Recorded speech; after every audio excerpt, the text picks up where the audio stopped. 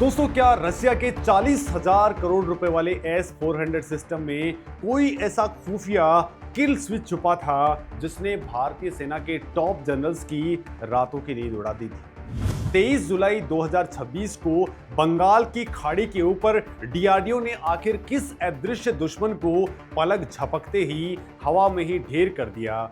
क्या वो चाइना का कोई टॉप सीक्रेट स्टेल्थ ड्रोन था या फिर इलेक्ट्रॉनिक टारगेट के नाम पर छिपी वो खौफनाक सच्चाई थी जिसकी गूंज सीधा चाइना और पाकिस्तान तक गई है? दुनिया जिस इजरायली आयरन डोम की कस्में खाती है, वो भारत के इस नए ब्रह्मास्त्र के सामने सिर्फ एक सस्ता खिलौना क्यों साबित हो रहा है? बिना 1 ग्राम बारूद के दुश्मन की हाइपरसोनिक मिसाइलों को हवा में ही कैसे राख कर दिया जाता है? दोस्तों, इन सारे सवालों का जवाब है भारत का मोस्ट सीक्रेट और सबसे घातक प्रोजेक्ट कुशा। 23 जुलाई 2026 को ओडिशा के डॉक्टर एपीजे अब्दुल कलाम द्वीप से डीआरडीओ ने स्वदेशी long range surface to air missile यानी कि कुशा का पहला सफल उड़ान परीक्षण किया है। ये कोई आम टेस्ट नहीं था। इस टेस्ट के अंदर आसमान की अत्यधिक ऊंचाई के ऊपर एक बहुत तेज गति वाले इलेक्ट्रॉनिक टारगेट को सिमुलेट किया गया और कुशा ने उसे ट्रैक करके हवा में ही राख कर दिया। दोस्तों, रक्षा मंत्रालय ने इसे भारत की एयर डिफेंस कैपेबिलिटी के अंदर एक बहुत बड़ी छलांग बताई है। लेकिन दोस्तों, जो बात न्यूज चैनल्स के शोर में छुप गई है वो ये है कि इस एक टेस्ट ने पूरे साउथ एशिया के मिलिट्री और जियोपॉलिटिकल बैलेंस को हमेशा के लिए पलट करके रख दिया है। अब दोस्तों, आपके दिमाग में एक सवाल आना लाजमी है।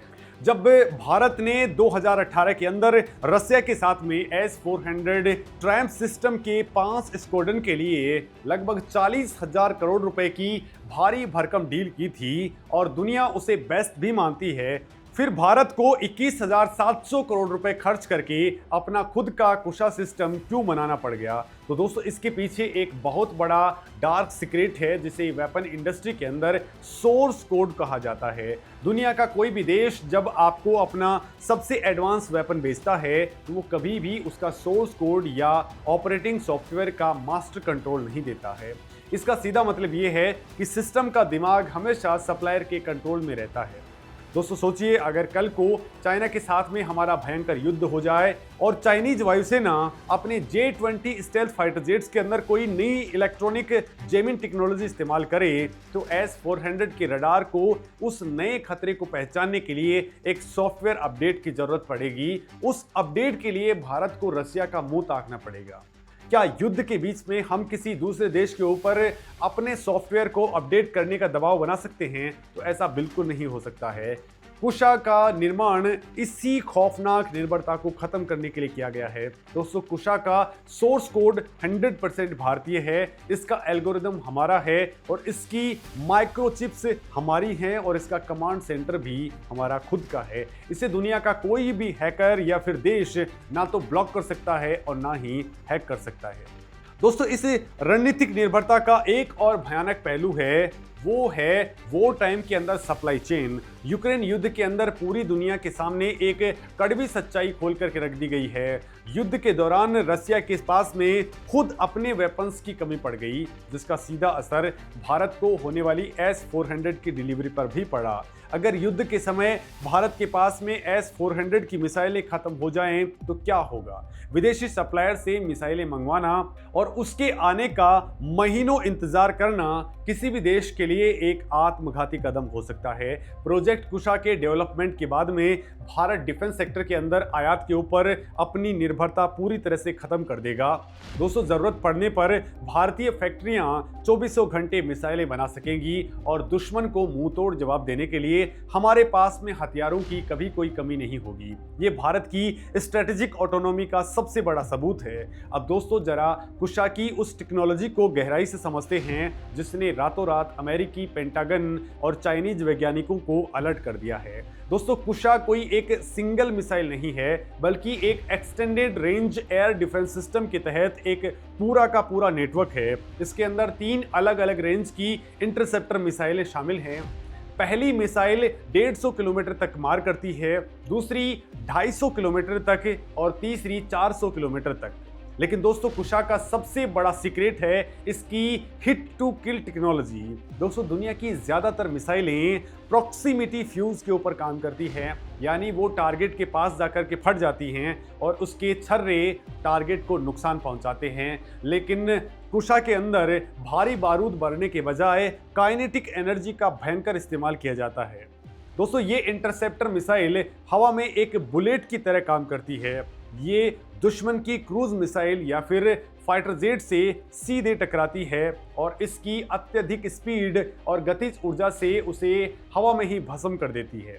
भारी एक्सप्लोजिव ना होने की वजह से मिसाइल का वजन काफी कम हो जाता है, जिससे उसकी स्पीड कई गुना बढ़ जाती है। दोस्तों इसका सीधा मतलब ये है कि दुश्मन के पास में बचने का ना तो कोई समय होता है और ना ही कोई चांस होता है। इसके साथ ही कुशा के अंदर स्वदेशी गैलियम नाइट्राइड यानी कि GAN based active electronically scanned array radar का इस्तेमाल होता है। मॉडर्न वॉरफेयर के अंदर चाइना अक्सर रडार को जैम करने की कोशिश करता है, लेकिन दोस्तों भारत के इस GAN रडार की फ्रीक्वेंसी जंपिंग कैपेबिलिटी इतनी ज़्यादा तेज है कि इसे जाम करना लगभग इम्पॉसिबल है। कुशा की असली ताकत सिर्फ मिसाइल के हार्डवेयर में नहीं है बल्कि उसके दिमाग में है। ये सिस्टम सीधे भारतीय वायुसेना के integrated air command and control system यानी कि IACCS से जुड़ा होगा। इसे ऐसे समझिए दोस्तों कि अगर अंडमान के ऊपर या फिर लद्दाख के दुर्गम वादियों के अंदर कोई दुश्मन का ड्रोन या फिर फाइटर जेट घुसपैठ करता है तो दिल्ली या फिर बेंगलुरु में बैठे एयरफोर्स के कमांडर्स को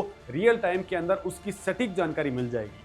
कुशा का आर्टिफिशियल इंटेलिजेंस खुद ब खुद खतरे का एनालिसिस करेगा और ये तय करेगा कि दुश्मन को मारने के लिए 150 किलोमीटर वाली मिसाइल दागनी है या फिर 400 किलोमीटर वाली। दोस्तों ये पूरा प्रोसेस इतना ज़्यादा ऑटोमेटिक और फास्ट होगा कि इंसान के पलक झपकते ही अगले ही पल सिस्टम एक्शन ले चुका होगा। दोस्तों अब बात करते हैं उस देश की जिसके लिए कुशा सबसे बड़ा काल साबित होने वाला है और वो है चाइना। चाइना अक्सर अपने 5th generation J-20 stealth fighters को लेकर के दुनिया भर के अंदर प्रोपेगेंडा फैलाता है कि ये फाइटर रडार्स के अंदर नहीं आते हैं। बीजिंग का ये सबसे बड़ा घमंड है, लेकिन दोस्तों कुशा का नेटवर्क सेंट्रिक अप्रोच और advance low frequency radar stealth विमानों के इसी घमंड को चकनाचूर करने के लिए डिजाइन किया गया है। 400 किलोमीटर की मारक क्षमता का सीधा मतलब ये है कि अगर कोई चाइनीज फाइटर जेट तिब्बत के किसी दूरस्थ एयरबेस से उड़ान भी भरता है तो लाइन ऑफ एक्चुअल कंट्रोल पार करने में काफी पहले ही वो कुशा के रडार पर लॉक हो जाएगा। दोस्तों चाइना का स्टेल्थ एडवांटेज भारत के स्वदेशी सॉफ्टवेयर डिफाइंड रडार्स के सामने पूरी तरह से न्यूट्रलाइज हो जाएगा। अगर हम भारत के पश्चिमी मोर्चे यानी पाकिस्तान की बात करें तो कुशा रावलपिंडी के जनरल्स के लिए एक मौत का कुआं तैयार कर रहा है। भौगोलिक रूप से पाकिस्तान एक बहुत ही सकरा देश है।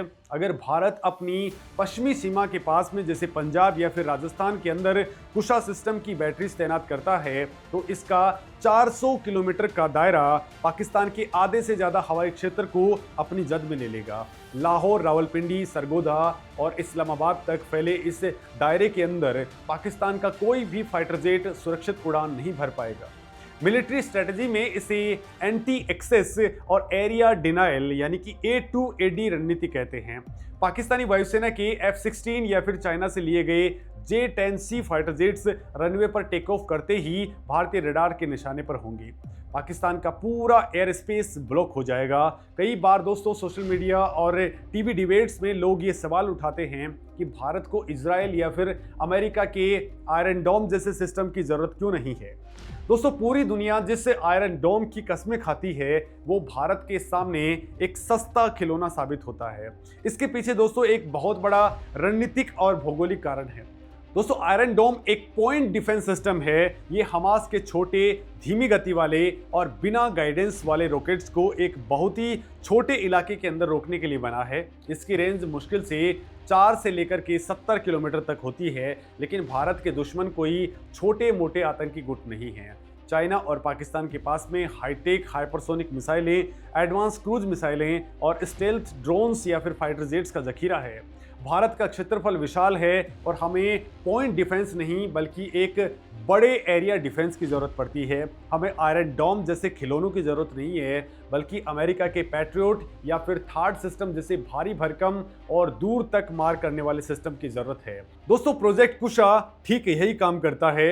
ये सैकड़ों किलोमीटर दूर से ही हाई टेक और सैचुरेशन अटैक को रोक सकता है। अगर कल को चाइना और पाकिस्तान एक साथ मिलकर के क्रूज मिसाइलों और ड्रोन्स की बौछार कर दें, जिससे सैचुरेशन अटैक कहा जाता है, तो कुशा का एडवांस कंप्यूटर अपने आप दर्जनों टारगेट्स को प्रायोरिटी देकर के उन्हें एक एक करके हवा में ही राख कर देगा। दोस्तों, ये क्षमता दुनिया के सिर्फ 3 या फिर 4 देशों के पास में है। लेकिन क्या आपको लगता है कि कुशा सिर्फ एक इकलौता प्रोजेक्ट है? तो ऐसा बिल्कुल नहीं है। ये तो सिर्फ एक मोहरा है। असली खेल तो भारत के टॉप सीक्रेट मिशन सुदर्शन चक्र के तहत खेला जा रहा है।